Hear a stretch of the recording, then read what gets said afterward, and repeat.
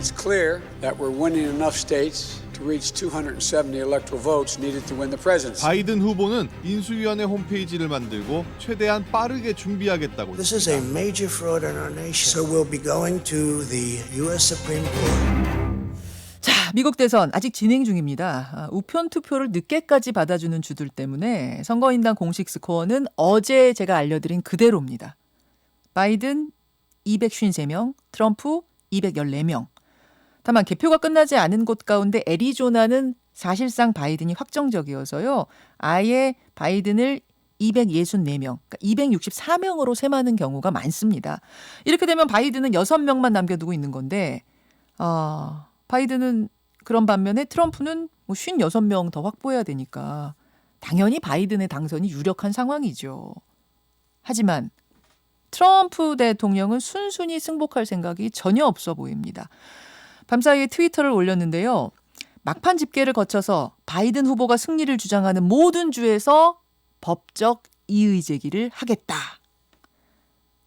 이미 여러 주에서 개표 중단해달라 이렇게 소송을 제기한 상태인데 그러니까 초반에 본인이 앞서다가 역전당한 모든 주에서 소송하겠다 이렇게 트위터를 쏜 겁니다. 이게 그냥 말로만 그치는 건지 아니면 정말 미국 분위기가 심상치 않은 건지 현지 연결해보죠. 미국 위스콘신 주립대 정치학과의 박홍민 교수 연결이 돼 있습니다. 박 교수님 나와 계세요. 예, 안녕하세요. 예, 밤사이 트럼프가 트위터에 올린 걸 보셨어요? 예, 밤사이에 트위터 글을 너무 많이 올려가지고요. 뭐가 중요한 메시지고 뭐가 안 중요한 메시지인지 사실 구별하기가 좀 애매하죠. 아니 트럼프 대통령은 계속 방에 앉아서 트위터만 쏘시나 봐요. 그렇게 많이 올렸습니까? 그래서 미국 언론에서는요, 그거 다 중요하게 보지는 않고 있는 것 같아요. 아, 그래요. 소송 말씀하신 건데, 소송을 제기할 수는 있겠죠. 그런데 트럼프 입장에서는 비용이 많이 들 거예요. 변호사들 많이 써야 되니까요. 그리고 더 중요한 거는 공화당 내부에서 네. 다음번 선거가 나가야 되는 정치인들 사이에서 비판이 많을 거예요. 그래서 힘들지 않을까 싶습니다. 잠시만요. 지금 대부분의 언론이 법적 소송을 갈 거다. 연방법원까지 갈 거고 그래서 굉장히 지리한 소송전이 이어질 거다라고 얘기하는 와중에 우리 박홍민 교수께서는 소송까지 진짜 가기, 그러니까 여기서 말하는 소송이라 하면 이제 연방 대법원 소송 거기까지 가기 어려울 거라고 생각하세요? 아니 소송을 갈 거는 그 가능성은 높죠. 소송을 갈 텐데 네. 그 소송을 가는 게 결과를 뒤집을 만큼 되지 않을 거다. 이런 거죠. 그 말씀입니까? 소송까지 가긴 갈 텐데 결과를 뒤집을 정도가 안 될 거란 말씀은 그럼 대법원에서도 이걸 기각하거나 어떤 방법으로든 트럼프 손을 안 들어줄 거라고 보시는 겁니까? 우선은 트럼프 손을 심지어 들어주더라도 네. 표 차이가 그렇게 적지 않고 많은 편이어서 트럼프에게 유리한 판정이 나오다고 하더라도 결과가 뒤집힐 가능성이 그렇게 높지 않고요. 그게 첫 번째고요.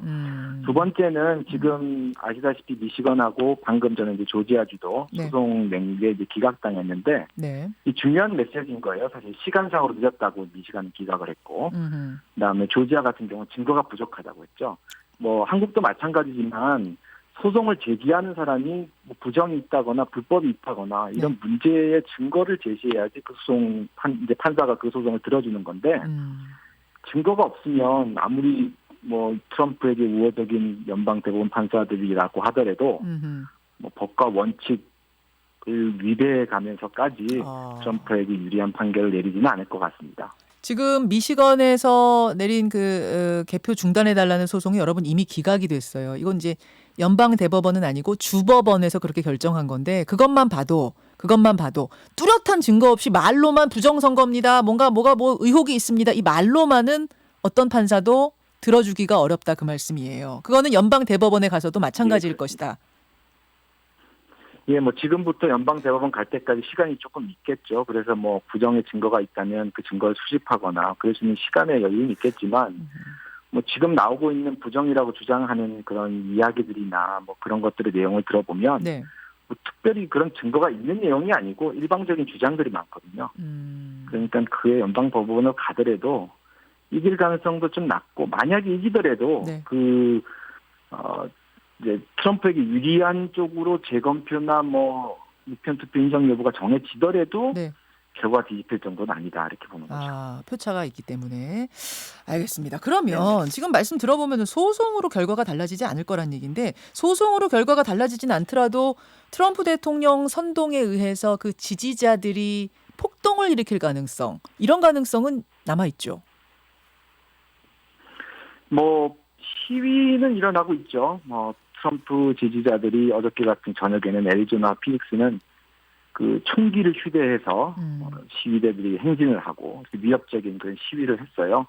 그런데 이제 그런 시위들은 뭐 민주당 지지자들도 했죠.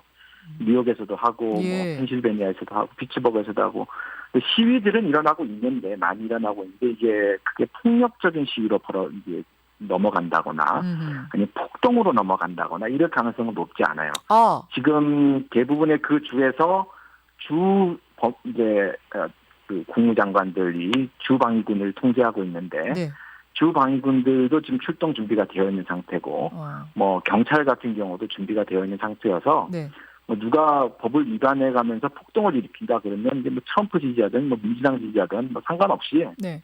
그거는 이제 뭐 소요가 바로 진압될 가능성이 높고요. 그리고 소요가 일어날 가능성 자체도 크지 않습니다. 그래요? 근데 뭐 저 선거 있기 전부터 폭동이 일어날 거에 대비해서 상점을 닫은 곳도 있다. 총기를 미리 사놓은 사람들도 굉장히 많다. 이런 얘기들이 많이 나왔는데 실제로 선거가 진행되고 나서의 분위기는 그 정도는 아닌가 보군요. 예, 뭐 총기를 구입한 사람은 굉장히 많이 증가해서 그건 맞는 얘기고요. 상점을 닫은 경우는 뭐 워싱턴 D.C.라든지 뉴욕이라든지 이런 몇몇 도시에 그 굉장히 명품관이라든지 명품 백화점이라든지 이런 것 위주로 이제 닫은 거고요. 일반적인 곳은 뭐 그렇게 크게 닫았거나 뭐 중단 스톱했거나 그러지 않고요. 뭐 지금 분위기는 그렇게 뭐 격앙된 분위기, 폭동이 일어날 만큼 격앙된 분위기다 이렇게 보기는 힘들어요. 뭐 시위는 있어요. 그래요. 시위는 있고 예. 불만들은 있고 그 불만을 표시하긴 하지만 네. 폭동까지는 가능성이 적습니다. 다행입니다. 사실 여기서는 그쪽에 시위가 일어나는 장면, 어떤 부분의 장면만 우리가 보는 거기 때문에 보도를 통해서 굉장히 좀 크게 느껴지는 면이 있거든요. 근데 미국에 계신 분들이 느끼기로는 뭐 폭동이 일어난다든지 사회가 대혼란 속으로 빠져드는 느낌, 거기까지는 아니란 얘기예요. 예, 뭐 지난번 조지 플로이드 사건 있고 난 다음에 시위들이 많이 있었는데 네. 뭐 TV 화면상으로 보면 폭동이 일어난 것처럼 막 약탈도 하고 그랬잖아요. 맞아요. 근데 그게 미국 사람들이 현재 느끼기에는 그렇게 큰 문제가 아니었어요. 평상시 일어나고 있는 뭐 작은 강도 사건 요 정도보다도 그렇게 많이 큰 사건은 아니었거든요. 그래요. 알겠습니다. 우리가 뭐 부분 보여지는 화면만으로 전체를 판단하면 안 되겠다. 그리고 다행이다는 생각도 들고. 바이든 반응 궁금합니다. 바이든 대통령 인수위원회 홈페이지를 만들었다 이런 소식이 들리던데 그쪽 반응은 어떻습니까? 트럼프의 이런 이제 행동들에 대해서.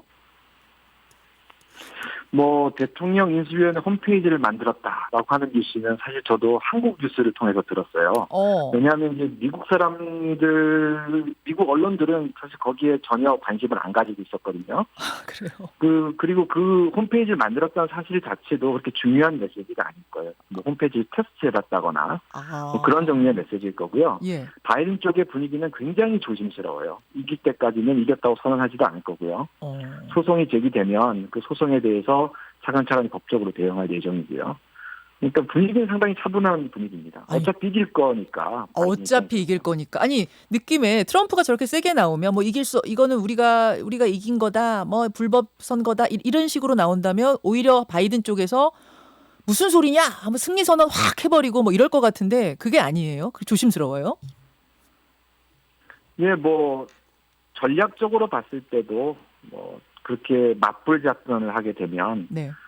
민주당 지지자하고 공화당 지지자들이 충돌할 가능성도 있고 정권이 평화적으로 넘어오지 않을 가능성도 있고 그래서 뭐 바이든 입장에서는 어차피 개표 결과가 당연히 자신이 이길 거로 나오고 뭐 재검표 들어가고 소송하더라도 자기가 이길 가능성이 훨씬 높고 그런데 굳이 그렇게 뭐 강력한 메시지를 뭐 내보낸다거나 뭐 그럴 필요가 전혀 없잖아요. 자극할 필요가 없겠군요. 그쪽 분위기가 지지자들. 오히려 좋죠.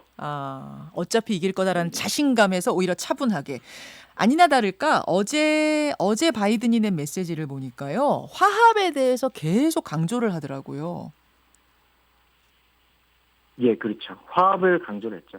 자기는 이제 뭐 선거 전은 굉장히 각축전의 양태를 띠긴 했지만 대통령이 되면 미국 전체의 대통령이다. 네. 이런 메시지를 이제 취임하기 전부터 내세우고 싶은 거죠. 나는 지금은 당의 후보로 선거를 뛰고 있지만 내가 대통령이 되면 미국 전체의 대통령이다. 나는 당을 위해서 지지자들을 위해서가 아니라 미국 전체를 위해서 힘쓰겠다. 뭐 이런 메시지가 굉장히 인상적이던데 그뿐만 아니라 어제 그랬어요. 트럼프 대통령이 탈퇴한 파리 기후협약에 내가 당선이 확정되자마자 재가입할 것이다. 이것도 굉장히 인상적이던데 이 재가입, 그러니까 첫 번째 행동을 파리 기후협약 재가입으로 정한 이유는 뭐라고 보세요? 우선 이것의 메시지의 의미를 굳이 부여를 하자면요. 네. 미국인들 사이에서 특히 민주당과 공화당 지지자들 사이에서 특별한 이견이 비교적 적은 이슈예요. 파리 기후협약에 재가입하는 게요. 그러니까 통합의 메시지 측면에서 본다면 예. 지금 그 민주당과 공화당, 바이든과 트럼프가 대립하고 있었던 많은 이슈들이 있단 말이에요. 그 이슈들은 나중에 진짜 취임하고 나서 할 것이고 취임하기 전까지는 대부분의 사람들이 동의하고 있는 그런 메시지, 그런 변화, 그런 거 위주로 이렇게 하겠다는 거죠. 그러니까 파리 기후협약 같은 경우는 대부분의 미국 사람들이 미국 우선주의 뭐 이렇게 찬성하는 것처럼 이렇게 보이지만 네. 그 소위 얘기하는 정치인들이라든지 뭐 엘리트들이라든지 이런 사람들은 이제 다자 방식으로 강화된 동맹을 통해서 다자 방식으로 가는 그런 방식을 훨씬 더 선호하고 있단 말이에요. 그런 식으로 바뀔 것이 명확하고 그리고 그렇게 될 경우에 미국이 더 유리하다라고 하는 그런 공감대라고 하는 게 일반 국민들 사이에서는 없지만 네. 엘리트 사이에서는 있는데 네. 그런 쪽으로 갈 건 분명하죠. 근데 이제 국민들 별로 관심이 없는 것부터 이제 얘기를 하고 그걸 시작으로 국민들 통합을 내세우고 네. 그런 식으로 이제 차근차근 갈 것으로 보여요. 저는 파리 기후협약을 첫 번째로 재가입하겠다고 그러길래 환경에 대한 관심이 대단하구나 이랬는데 사실은 그런 이유도 뭐 없지 않겠지만 공화당, 민주당 사이에 이견이 별로 없는 갈등이 별로 없는 이슈이기 때문에 그걸 택한 것이다. 흥미로운데요. 자, 그러면 교수님 시간이 걸릴지언정 바이든이 대통령 될 가능성이 상당히 크다. 소송전까지 가더라도 바이든이 대통령이 될 가능성이 상당히 큰 상황에서 바이든의 미국, 트럼프의 미국과 뭐가 다를 것 같습니까? 제일 중요한 거는요. 바이든의 정부는 제 생각에는 오바마 정부 때로 트럼프가 했던 걸 다 이제 과거로 돌리는 거죠. 오바마 때로 돌리는 것. 네. 이제 집중할 거로 보여요. 사실 어떻게 보면 이 미래를 향해서 정책을 내세우고 뭐 그러지 못하는 측면이 있기 때문에 좀 과거 회귀적이고 어떻게 보면 안 좋아 보일 수도 있겠지만 예. 민주당 지지자들 입장에서 봤을 때는 네. 잘못된 것을 돌린다. 뭐 이런 식으로 이제 인식이 되고 바이든도 그런 의지가 강한 것처럼 보이고요. 예를 들면 어떤 거예요? 어떤 걸 돌리는 거예요? 대표적인 것들이 이제 오바마 케어라든지 건강보험 관련된 거죠. 네. 지금 이제 특히 코로나 바이러스 때문에 이제 보험이 없는 사람들이 굉장히 큰 피해를 보고 있단 말이에요. 그 국민들 중에 60%에서 70% 이상의 사람들이 건강보험 이슈가 중요한 거다라고 이렇게 생각을 하고 있으니까요. 네. 그런 것부터 시작해서 뭐 경제 문제라든지 뭐 이런 것도 뭐 중요하게 생각할 거죠. 그래요. 오바마 때로의 회기를 이제 정상화라고 생각하기 때문에 민주당은 그래서 오바마 때로 돌아갈 거다. 그러면 전 이제 걱정이 되는 게 오바마 때 대북 그러니까 북미 관계 안 좋았지 않습니까? 아무것도 안 했다고 우리는 그때 생각을 하는데 미국이 그것도 그때로 돌아가는 거예요? 사실 그 문제가 좀 복잡하긴 한데요. 우선은 제가 생각하기에는 그 바이든 입장에서는 국제 문제보다는 국내 문제가 훨씬 더 시급해요. 그리고 이제 미국인들 사이에서는 국제 문제는 별로 관심이 없기 때문에 국내의 문제에 더 관심을 주고 더 정책을 추진하다 보면 예. 국제 문제가 뒷전으로 밀려서 예. 큰 변화를 꾀하기가 힘들 것 같아요. 그래서 한반도 정책 같은 경우도 현 상태에서 관리될 가능성이 높아요. 현 상태에서 그냥 관리. 예. 특별한 변화가 일어날 가능성이 있다거나 그렇지 않고 현재 상태에서 관리될 가능성이 제일 높아 보여요. 자, 현재 상태에서 그냥 관리되면은 우리로서는 안 되는 거잖아요. 그래도 트럼프 때는 정상회담이라도 북미 간의 정상회담이라도 하고 뭔가 결과적으로는 잘 안 됐지만 그래도 액션을 취하고 편지도 주고받고 뭔가가 노력하는 모습을 보였는데 그런 것들이 없으리라고 보시는 거예요? 바이든이 직접 개입해서 그런 일들이 일어날 가능성은 좀 적어 보이지만 실무 협상가들의 영향력이 증가될 걸로 보여요. 그 실무 협상, 특히 국무부 내에 있는 실무 협상가들이 북한하고의 협상이라든지 이런 것들이 얼마만큼 그 진척이 있고 아니면 가능성이 있고 특히 여기냐에 따라서 그 변화의 가능성이 있을 수도 있죠. 그리고 이제 그 민주당 같은 경우는 중국의 개입을 굉장히 중요시 여긴단 말이에요. 한반도 문제에서. 중국의 실질적인 역할이 증가해서 중국이 어떤 또 스탠스를 취하느냐 이것도 중요한 문제가 될 수 있죠. 알겠습니다. 미국에 있는 박홍민 교수의 평가, 박홍민 교수의 전망은 그렇군요. 여기까지 오늘 확인하겠습니다. 박 교수님 고맙습니다. 예, 감사합니다. 미국 위스콘신 주립대 정치학과 박홍민 교수였습니다. 김현정의 뉴스쇼는 청취자 여러분의 참여로 이루어집니다. 트위터, 페이스북, 레인보우 게시판, 그리고 단문 50원, 장문 100원의 유료 문자 샵 1212, 우물정 1212 통해 참여하실 수 있습니다. 김현정의 뉴스쇼, 여러분과 함께 만듭니다.